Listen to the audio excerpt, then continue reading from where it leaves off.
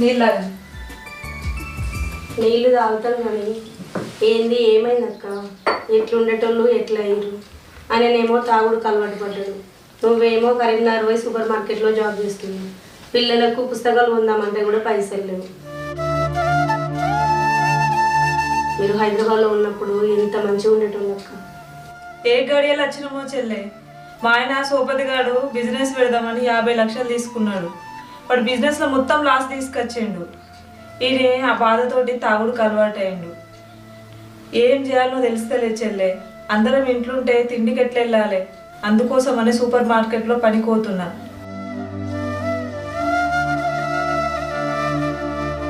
నమ్మినోళ్ళే మోసం చేసిరని ఈయన తాగుడుకు బానిసయ్యిండు. ఇంత కష్టపడి ఇక్కడనే ఉండు ఎందుకక్క, మాతో రారి బావను ఎట్లనన్నా పనులు పెట్టిద్దాం. ఊరు నిండా అప్పులేనే. ఇప్పుడు ఈ ఊరిడిచిపోతే